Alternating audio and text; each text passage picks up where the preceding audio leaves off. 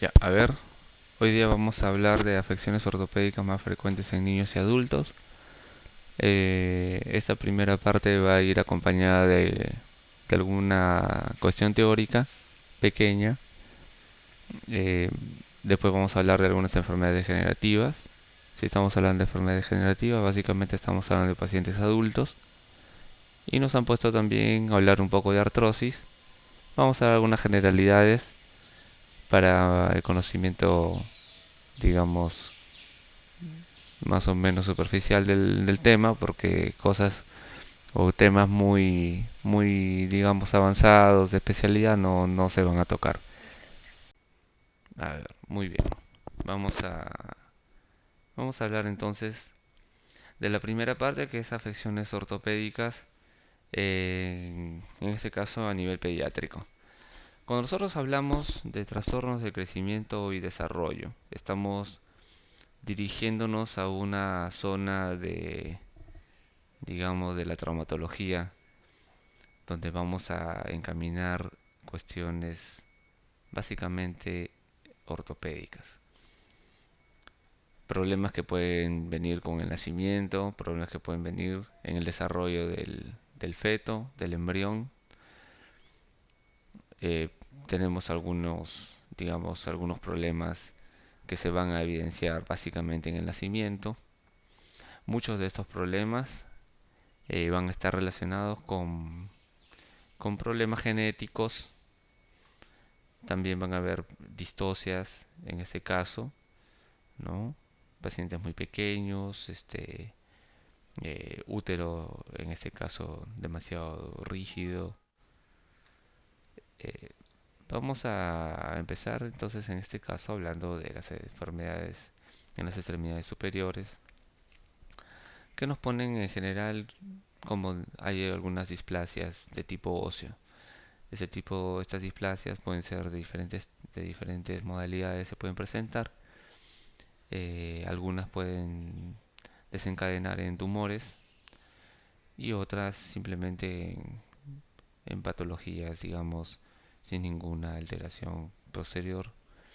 Cuando hablamos de tumores, podemos hablar de tumores benignos, tumores malignos, y en este caso, pues el pronóstico y el desenlace va a ser diferente. En tumores benignos de buen pronóstico, tumores malignos obviamente mal pronóstico, y eso lo vamos a tomar también en el tema que hablemos de tumores en otra oportunidad. También dentro de todos esos hornos que hablamos en los trastornos a nivel pediátrico, eh, vamos a ver problemas en las extremidades inferiores. Y cuando hablamos de enfermedades en las extremidades inferiores, enfermedades entre comillas obviamente, porque van a ser condiciones en general que van a alterar la estructura, en este caso el miembro inferior predominantemente, están el genubaro, que son las rodillas arqueadas o todo el miembro inferior en alicate, y el genuvalgo, que es lo contrario, que es más bien las rodillas hacia adentro y los pies tirados hacia afuera, haciendo la forma de una X más o menos. Esos problemas de genubar o genuvalgo pueden desencadenar el problema más adelante. Pueden alterar y alteran efectivamente la dinámica del miembro inferior, especialmente la que sufre es la rodilla. Pacientes con genubar o genuvalgo, digamos que no se trata de inicio, van a terminar, van a terminar, van a terminar destruyendo su rodilla ni cuando ya sean en todo caso adultos. Por eso es que es necesario tratar estas condiciones en el momento que se presentan, es decir, en las primeras etapas de la vida, ¿no? Cuando tenemos genubaro, perdón, el genubaro se acompaña también de rotaciones del miembro inferior, especialmente en la pierna, con rotaciones a nivel interno del pie, y esto se conoce como curvatura congénita de la tibia y el peroné, acompañado también de un genúmbaro. Para el tratamiento inicial, primero se espera, si es que no corrige, después se colocan una serie de yesos correctores y si es que no corrige, el tratamiento termina siendo quirúrgico. El genuvalgo de similar proporción, si es que es patológico, se debe corregir, pero generalmente también es quirúrgico, haciendo epifisiodesis, que es bloquear una zona del crecimiento y dejar el otro lado, digamos, que crezca para que se igualen ambos miembros. El pie plano, que es una condición, digamos, no patológica, pero una condición que disminuye la eficacia de la marcha, vamos a tener que el pie plano en sí, el pie plano laxo infantil, es una condición muy frecuente que lo tenemos en pacientes especialmente hipotónicos, en pacientes que tienen alteraciones también de hiperlaxitud, ¿no? Mujeres tienen más riesgo de tener pie plano. La almohadilla grasa, pues en este caso puede confundir al inicio, en las primeras etapas, en los primeros meses de vida digamos, del paciente con un pie plano, pero la almohadilla grasa una vez que se reabsorbe comienza a aparecer generalmente la curvatura medial, que es la evidencia de un pie normal. El pie plano lo que condiciona es un apoyo, como si fuera un pato, ¿no? Se apoya todo el pie. Eh, Esta condición genera que los puntos de apoyo cambien y el paciente se sienta más cansado cuando hace deportes o ejercicios. Es por eso que muchas veces se debe corregir esto en las primeras etapas, haciendo ejercicios intensos de la zona del pie, ¿no? Tratando de hacer movilidad. Los zapatos ortopédicos se ha demostrado que no tienen mucha relevancia, lo más importante es el ejercicio. Pero de todas maneras, en algunas condiciones todavía se emplean. El tratamiento quirúrgico actualmente hay algunas técnicas quirúrgicas que eh, tienen algunas anécdotas, digamos, con buen pronóstico, con buen resultado, pero aún no lo usamos, no se usa en todo caso de manera generalizada por un problema de daño óseo que no vale la pena a veces hacer tanto esfuerzo en una condición de pie plano. El pie equinovaro congénito, pie bot o pie sambo, que es un pie más bien totalmente patológico, ¿no? Si es que este pie equinovaro no se corrige, vamos a tener como finalmente un pie destruido con un apoyo lateral de la zona del pie.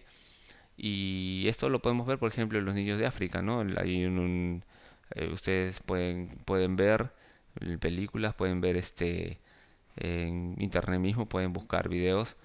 Pie equinovaro congénito en África, muy frecuente, bilateral, ¿no? Y los pies deformados. Esta condición se puede corregir. Actualmente, pues se corrige con una serie de yesos.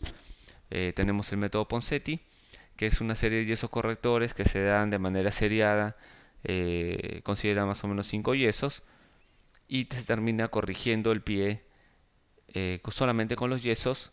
La estructura ósea se acomoda y posteriormente van a usar una serie de férulas para que ese equinovaro no retorne otra vez a la condición inicial. Problemas también del esqueleto axial. Tenemos las espondilolistesis, que son, digamos, patologías destructivas de la columna generalmente por trauma, fracturas con desplazamiento, la espondilolistesis, la enfermedad de Schweberman y la escoliosis, todas ellas condiciones, digamos, que pueden desencadenar en problemas de crecimiento y dolor a nivel de la columna axial. La escoliosis, vamos a hablar de escoliosis, es una condición que a veces nosotros tenemos pequeñas curvas, digamos, no patológicas en la columna. Pero estas curvas pueden ser muy pronunciadas. Hay una serie de escalas, ¿no? La que usamos mucho usamos el ángulo de Cobb, pero existen también muchas clasificaciones buenas. Lo importante que se tiene que llevar en escoliosis es que pequeñas curvaturas muy leves no se llama escoliosis. Escoliosis, digamos, patológica generalmente van con rotaciones de la columna. Y si la columna rota, por ejemplo, la columna dorsal o la charnela dorsolumbar, vamos a tener que las costillas aparentemente se van hacia un lado y eso provoca la jiba, así como Quasimodo. No sé si se acuerdan de la película, pero ahí tenían la jiba dorsal, ¿no? Entonces eso es evidencia de la jiba, no son nada más y nada menos que las costillas prominentes en la zona posterior. Todo esto puede condicionar dolor y trastornos en la marcha.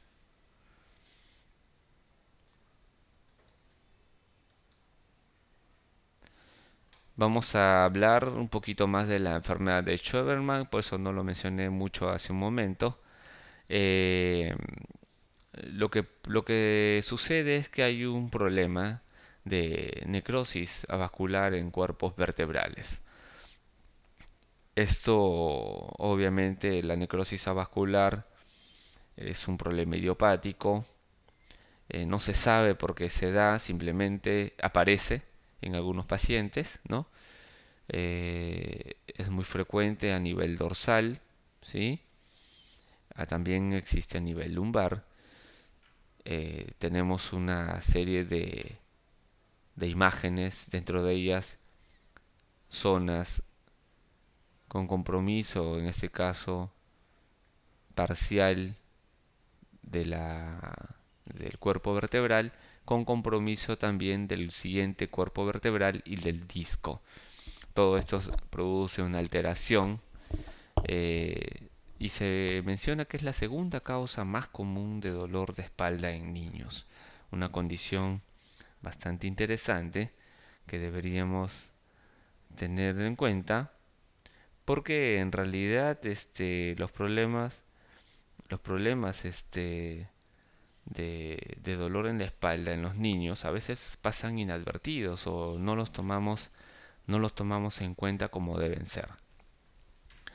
Y a veces pues estos problemas no los diagnosticamos a tiempo y vemos ya a veces patologías ya por aplastamiento, haciendo ya jibas, ¿no? Hacen jibas y dolor crónico en esta zona.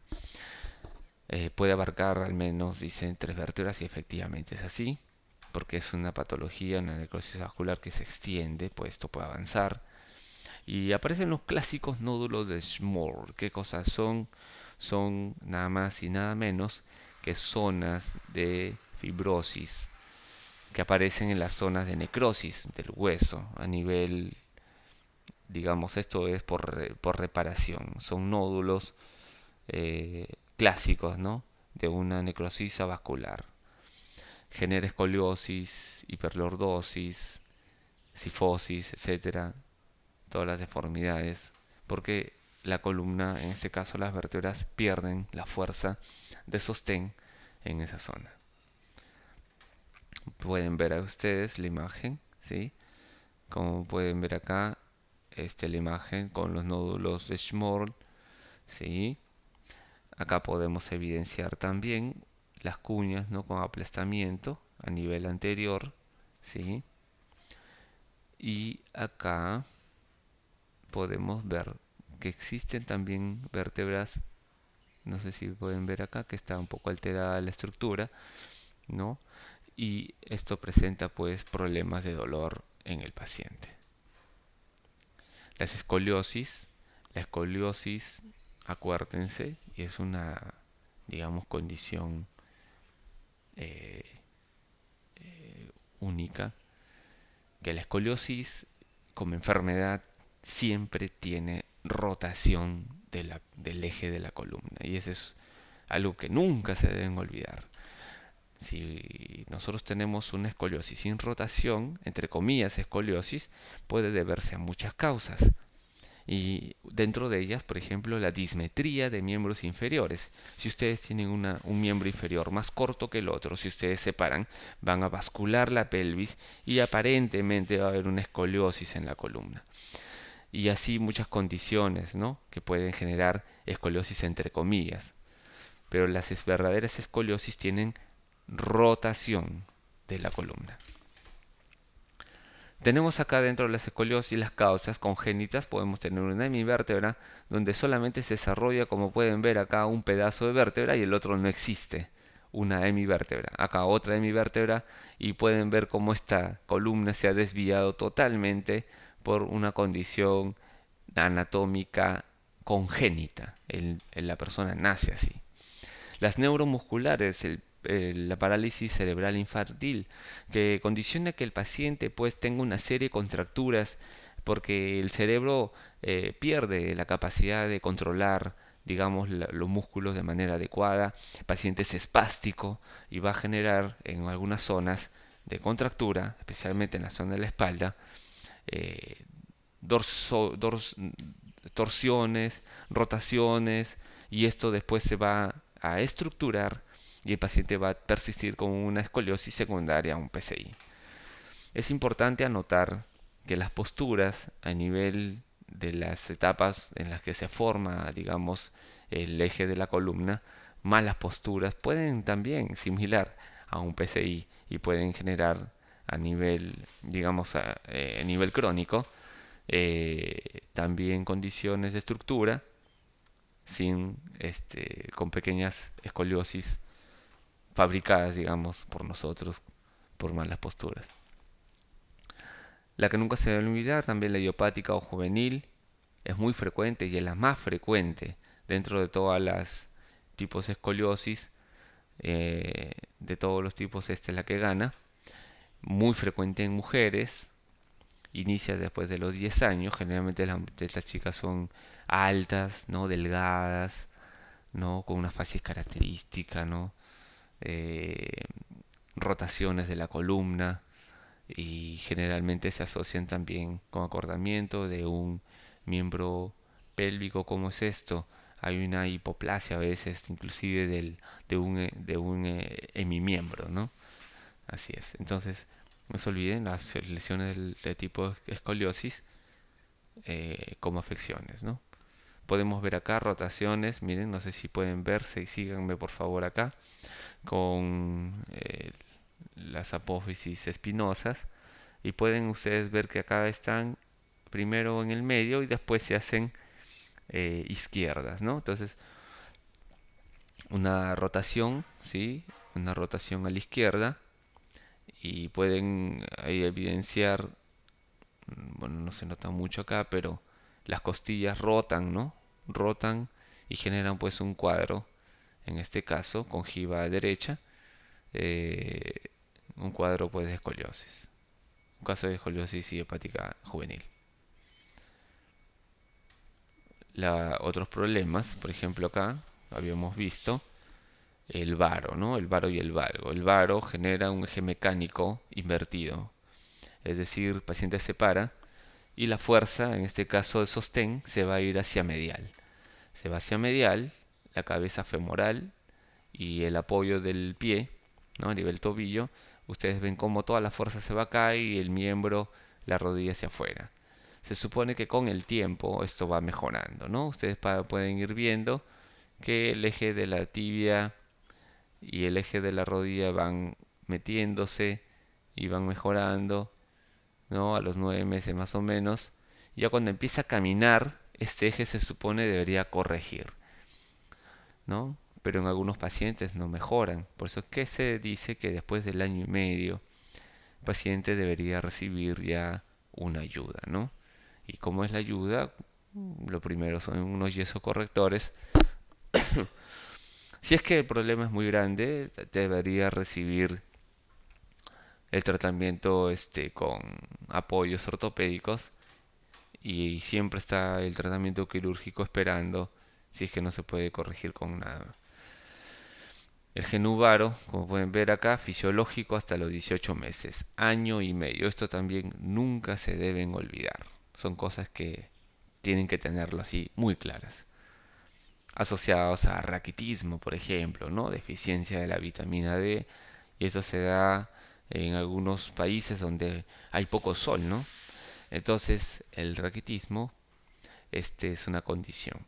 El genuvalgo, que está relacionado mucho al pie plano, especialmente son pacientes mujeres gorditas, ¿no? De chiquitas, muy gorditas, y comienzan a pisar con el pie plano y comienzan a meter el pie en la zona interna y el pie después, como pisan con la zona interna, el pie va saliendo de la línea media, se abre. Pisan con esto, con la parte interna y después el pie se comienza a abrir. Se comienza a abrir y la rodilla se hace valga, ¿no? También puede ser varones y está muy relacionada a obesidad, ¿sí? Pie plano más obesidad igual genuvalgo. Podemos ver acá el piquinovarus congénito asociado pues a algunas condiciones, eh, digamos, también con enfermedades genéticas, ¿no? De diferentes tipos. El pie equinovaro congénito se dice que 50%, si presenta en un lado, el 50% de paciente lo presenta también en el otro lado, ¿no? Hay una ligera tendencia, digamos, a heredarse, ¿no? Si el papá tiene y tiene un hijo, puede tener también en el 50% de casos un hijo con pie equinovaro congénito. El síndrome de Edwards, la espina bífida, el oligohidramios predisponen también a estos problemas asociados a compresión uterina en el embarazo, lo que les decía, un útero rígido, oligohidramios, ¿no? Lo mismo de acá, o sea, poco espacio en el útero, genera que el pie también se deforme dentro y condicione también estas cosas. El tratamiento, como ya les dije, tratamiento con yesos, el método Ponseti. También existe, a pesar que el pie plano es una condición generalmente natural, sin problemas, ¿no? Existe también un pie plano congénito, que no es el pie plano laxo infantil clásico y entre comillas normal. Es un pie patológico. Este pie nunca va a corregir con ejercicios, con zapatos, con nada. ¿Por qué? Porque la condición del astrágalo es un astrágalo vertical. Es un astrágalo vertical congénito. Este astrágalo vertical apunta hacia abajo y cae todo el arco medial, como pueden ver acá. Este paciente, la única forma de corregir es mediante el tratamiento con tratamientos quirúrgicos muchas veces, aunque algunos mencionan que esto también se puede corregir con algunos yesos correctores. Sea como sea, requiere intervención médica. Entonces, el arco obviamente está en contacto con el suelo. Esto se va a demostrar después de los 3 años. Antes, un poco difícil a veces porque el diagnóstico a veces demora por condiciones pues fisiológicas, ¿no? Que se espera hasta más o menos los 3 años en un pie plano laxo infantil que mejore. Este no mejora, se toma la radiografía, se evalúa mejor y tiene un pie plano con astragalo vertical. Asociado a genuvalgo, lo que habíamos hablado, ¿no? Pacientes con pie plano pueden tener o tienen una condición de genuvalgo y es una condición, digamos, que se repite muchas veces, ¿no?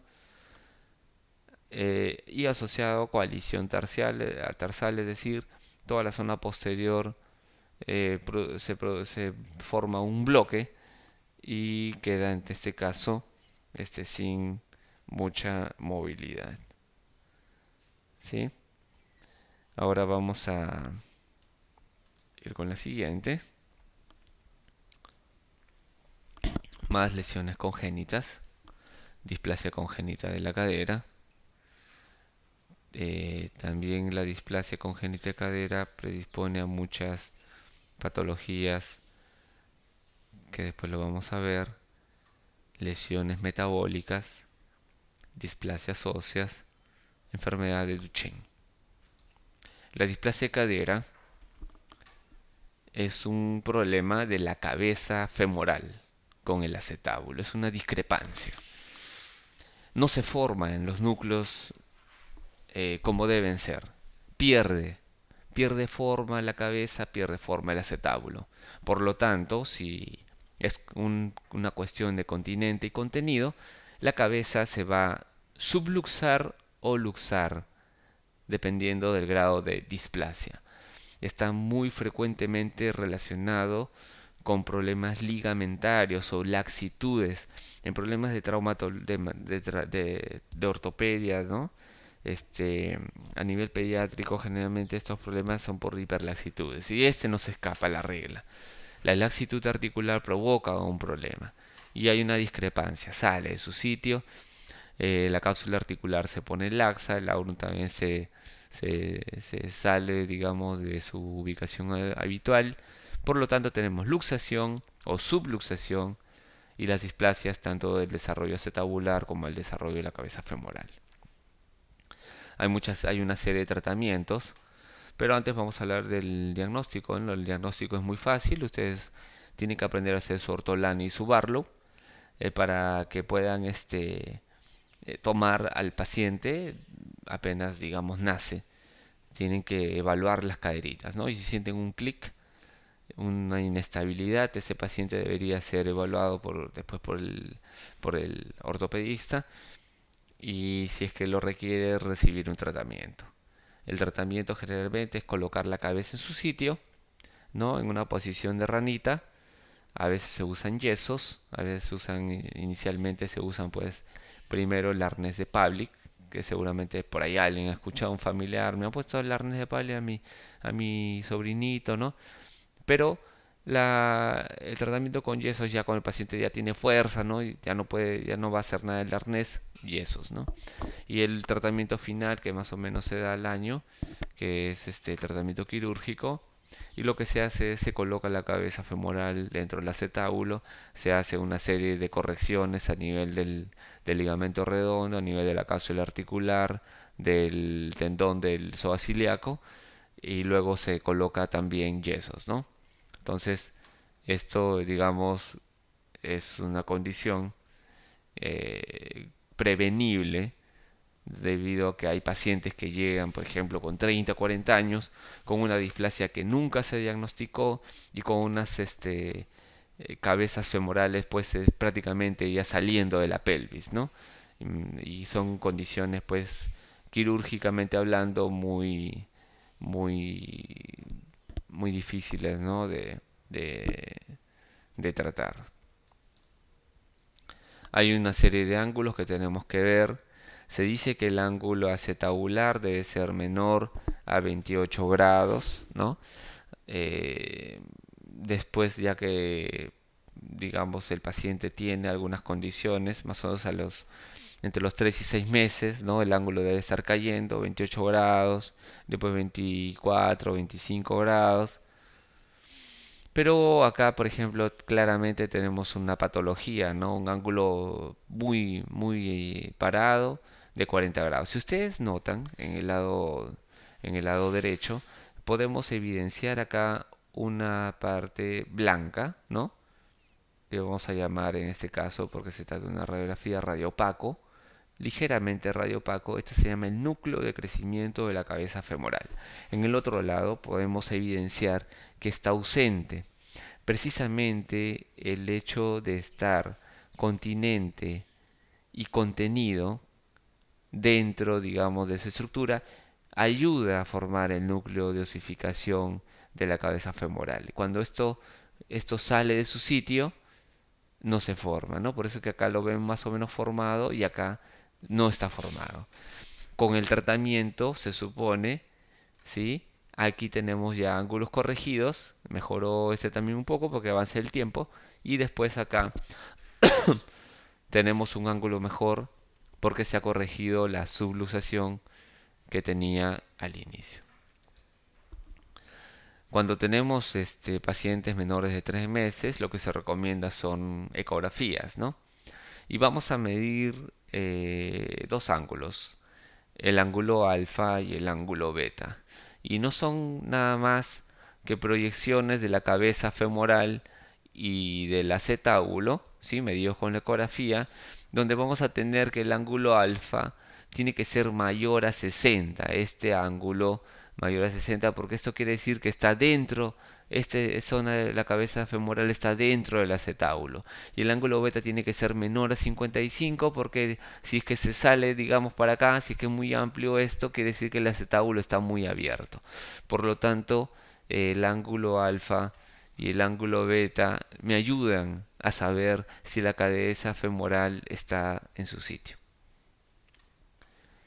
Tenemos también displasias óseas, ¿no? Habíamos hablado que hay condiciones que alteran el desarrollo del hueso y tenemos una serie de problemas.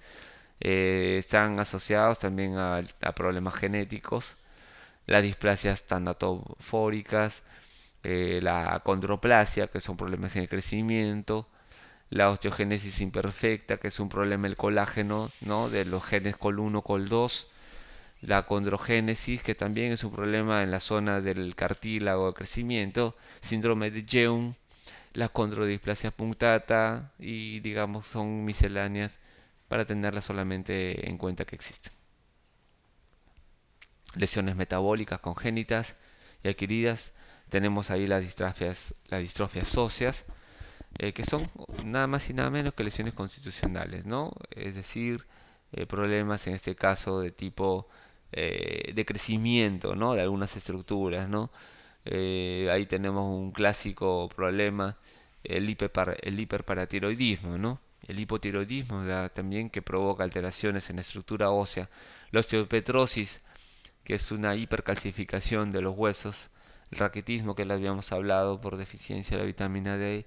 La desnutrición severa provoca también alteraciones en el crecimiento del hueso. Y la osteopenia por desuso, en este caso pacientes, por ejemplo, postrados, que no tienen una condición muscular adecuada, presentan también problemas de distrofias óseas. Los clásicos dolores del crecimiento pueden ser confundidos muchas veces por traumas, ¿no? A veces el paciente se fractura y le duele. Papá dice, ¿sabe qué? Mi hijo se está quejando de dolor y debe ser porque está creciendo. Y se toma la radiografía y a veces se evidencia pues una fractura, ¿no? Entonces, no siempre son dolores de crecimiento, pero existe el dolor de crecimiento como patología. Existe, es una cuestión real, está asociada, se cree, a problemas en este caso de activación de algunos sistemas de dolor a nivel óseo, y el tratamiento es simplemente esperar. A veces la familia se desespera, ¿no? Porque el niño grita, llora. Hay que, digamos, no a todo le vamos a decir dolor de crecimiento. Ya están viendo que puede ser traumático, pueden ser otras causas, ¿no? Pero tratar de tranquilizar en todo caso si no evidenciamos algún problema a la familia. Tenemos condiciones que pueden hacernos creer dolor de crecimiento, el trauma, la sinovitis transitoria, ¿no? Inflamaciones de alguna articulación, puede ser también esto desencadenado por virus, no por bacterias, de tipo eh, no directo, pero indirecto por por en este caso por complejos inmunes, ¿no? Que se ponen en la articulación. Necrosis avascular, que puede condicionar pues un dolor de crecimiento entre comillas. La necrosis avascular es la muerte del hueso y eso tenemos que tener cuidado para no confundirlo. La condromalacia también, el daño del cartílago articular, ¿no? Y las neoplasias, ¿sí? Que siempre debemos tenerlas en cuenta. Las lesiones traumáticas, es decir, fracturas, tenemos que tener ahí el antecedente patológico traumático. Pueden ver acá una fractura, otra fractura, ¿no? Una fractura acá, en este caso en el radio distal. Entonces, condiciones que me den a pensar que el paciente pudo tener una fractura. Generalmente es por un trauma, ¿no? Sin antecedente traumático, difícilmente un hueso se va a romper, a menos que el paciente presente algunas condiciones como la osteogénesis imperfecta, que tiene huesos débiles y puede generar fracturas espontáneas, tumores, ¿no? Por ejemplo, el quiste óseo solitario con gran compromiso del hueso, una cavidad gigante y el paciente se fractura fácilmente. Pero generalmente son fracturas, las fracturas se dan por antecedente traumático. Tenemos la rama verde o el tallo verde, que se rompe una zona y la otra no se rompe, ¿no? Fractura, digamos, incompleta. el torus, que es un arrugamiento cortical por aplastamiento, se aplasta en esta zona y pierde la cortical, y también cartilocrecimiento. La torus transversa, ¿no? Que es también una zona pues aplastada, ¿no? Tubo de plomo. El curvamiento, que es simplemente la angulación del hueso. Y tenemos la famosísima escala de Harris, de Salter y Harris, que me va a dar, en este caso, lesiones en la zona del cartílago de crecimiento, completo o incompleto, muchas veces asociado a fracturas también de la zona proximal o distal articulares. El tipo 1 es una fractura completa por desplazamiento, es decir, se corre el hueso sobre el cartílago de crecimiento como si fuera una pista de patinaje.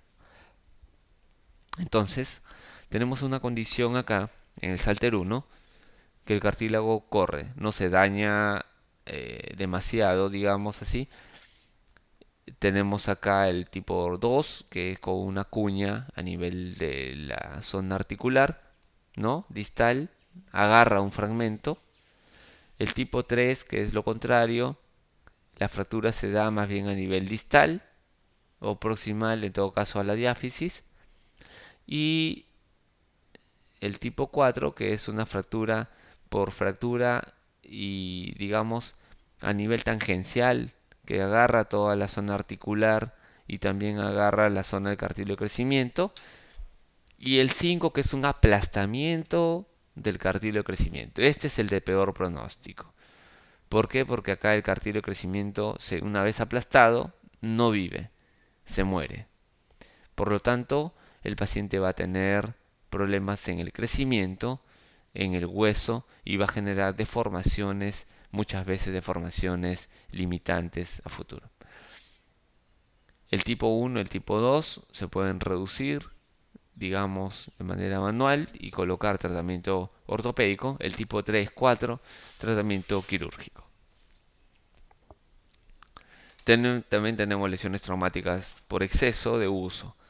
Tendinitis, ¿no? En tendones extensores del pie, tendones de la mano. Las condromalacias que habíamos hablado, el daño de cartílago articular. Muchas veces el niño se cae de rodillas sobre la rótula. Cae de rodillas, golpea la rótula contra el fémur distal, es decir, la parte articular, daña el cartílago articular por impacto y esto genera una condromalacia de dolor crónico. La osteocondritis disecante, que también podemos tener en este caso dolores de manera crónica, especialmente generalmente fémur distal y tibia proximal. Enfermedad de Sever, ¿no? La enfermedad de Larsen, es decir, una serie de osteocondritis, las espondilolistesis también, ¿no? Todo esto, pues, lesiones traumáticas por sobreuso, por lesiones deportivas, ¿no? Tenemos también otras condiciones como las distensiones musculares y esguinces que se pueden dar en cualquier zona muscular. Y acá tenemos dentro de ellas también el codo-niñera, ¿no? Que es cuando quieren jalar al niñito por un bracito, se le descuelga la zona de la cabeza radial y sale de su sitio. Hay otras lesiones también por calor, que tenemos acá los calambres, por el agotamiento, la insolación, ¿no? Entonces estos pacientes pueden presentar también problemas de tipo deportivo. Miren acá una osteocondritis, ¿no? Y la condromalacia. Entonces, tenemos acá una osteocondritis acá en la zona del fémur eh, distal, ¿no? Con la rótula. Y miren la rótula cómo se destruye parcialmente el cartílago de crecimiento. Esta es una condición que no sabemos por qué se da, ¿no? Idiopático le decimos. Una osteocondritis, esto genera inflamación y dolor. Una osteocondritis, ¿no? La clásica, el Osgood-Schlatter. Una osteocondritis de la tuberosidad anterior de la tibia. Como pueden ver acá está como desprendido el fragmento, ¿no? El fragmento del TAT, del tubérculo anterior de la tibia, desprendido prácticamente. Entonces esto genera dolor crónico. ¿sí? Algunos operan estas cosas, ¿no? Y la condromalacia, una destrucción de la zona de la cavidad articular con una lesión también de la estructura subpondral, es decir, debajo del hueso, y en la imagen radiográfica pueden ver cómo está alterada la estructura, ¿no? El codoniñera les había dicho que sale la cabeza radial de su sitio, o sea, se luxa parcialmente, ¿no? Y la reducción provoca mejoramiento de los síntomas, ¿sí? Mejoramiento de los síntomas y obviamente recuperación de la zona articular, que siempre es importante tenerla. Las lesiones traumáticas, necrosis vasculares, podemos hablar acá como, digamos, como la vedette de las necrosis vasculares al, a la enfermedad de Pertes, ¿no? La enfermedad de Legg-Calvé-Pertes, que no es nada más y nada menos que una necrosis avascular. Dentro de las necrosis avasculares, de las osteocondritis que tenemos, ahí la cabeza femoral sufre un daño vascular. Por lo tanto, actualmente se cree que, que estos pacientes eh, tienen pues condiciones que favorecen la necrosis. Está relacionado con proteína C, proteína S, alteraciones en este caso de la coagulación, infarto de vasos sanguíneos, asociado también a enfermedades como las talasemias, más frecuente en varones. eh, el pico de incidencia es a los 6 años, es bilateral en el 10% de los casos efectivamente. El dolor y la claudicación de la marcha son característicos de estos pacientes, efectivamente así es. Y tenemos que tener el punto, digamos acá, que el tratamiento temprano también mejora el pronóstico de estos pacientes con enfermedad de Pertes. Tenemos acá una escala de Cateral que nos da básicamente en esta bola que ven tres zonas, ¿no? 0%, 50, 100%, y nos da una serie de gradaciones, ¿no? Del 1 al 4. Miren acá la enfermedad de Pertes, como acá existe pues un aplastamiento, acá aparentemente no hay, pero identifican que sí hay, nosotros no vemos nada. Vamos a ver los controles, cómo se va luxando, se va luxando, se va luxando y sale su sitio.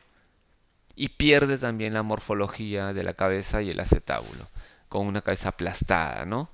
Zonas pues esto de acá a futuro va a llevar a una artrosis severa.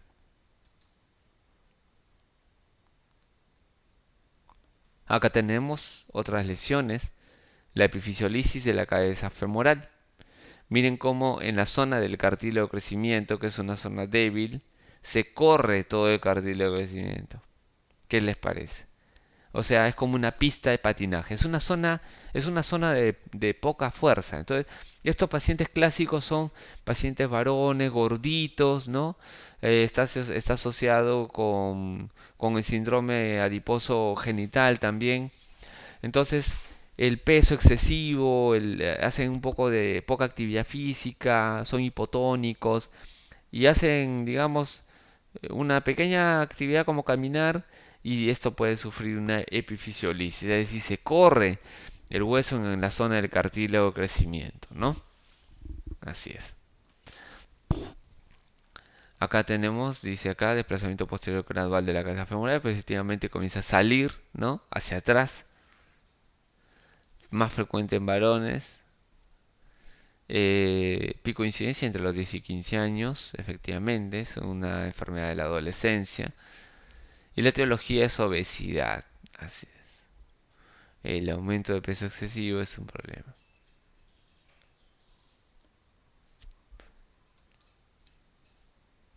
Muy bien, ya viendo todas estas cosas de acá, eh, digamos en niños, vamos a hablar de algunas cosas muy puntuales en adultos. En adultos, pues, se dan algunas condiciones muy interesantes, ¿no? Que tenemos que tener en cuenta. Dentro de ellas tenemos acá la osteoporosis. La osteoporosis la podemos clasificar, como pueden ver acá, en primaria y secundaria. Dentro de las primarias, es decir, condiciones que el paciente va a tener una osteoporosis por algún tipo de patología adicional. Dentro de las primarias están la osteoporosis idiopática juvenil, es decir, el paciente tiene esa osteoporosis y no, y no sabemos por qué lo tiene. La osteoporosis idiopática en adultos jóvenes también. O sea, no, ¿es normal que un paciente joven tenga osteoporosis? No, lo esperamos en un paciente anciano. Pero estos pacientes presentan osteoporosis sin relación con ninguna enfermedad. Por lo tanto, si no sabemos cómo se va a llamar, idiopático. Las osteoporosis posmenopáusicas o tipo 1 de Riggs, ¿no? La clásica, ¿no? Osteoporosis, digamos. Y la osteoporosis senil o de tipo 2 de Riggs, que es la que se da después de los 70 años, que ya el hueso se pierde, ¿no? O sea, se pierde trabéculas óseas importantes, ¿no? En ese caso, pues, tendríamos ya cualquier patología, cualquier contacto fuerte o una caída podría generar fracturas, ¿no?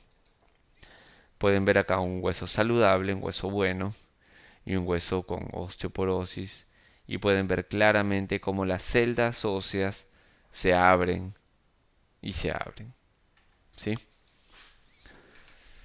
Fracturas del tercio proximal de húmero, fracturas y patologías muy frecuentes también. Las fracturas del tercio proximal, es decir, en la zona del hombro, son muy frecuentes. Eh, y dentro de las fracturas, digamos, de húmero, representan entre ellas el 45%. Pero dice que si se consideran en los adultos de más de 40 años, la incidencia aumenta hasta un 76%. Imagínense. O sea, es muy frecuente un paciente adulto mayor se cae o adulto se cae, se fractura el húmero, ¿sí? Y generalmente lo que hacemos en estas fracturas de húmero proximal, el tratamiento en el 80% de los casos es de tratamiento ortopédico, es decir, estos pacientes no se van a operar.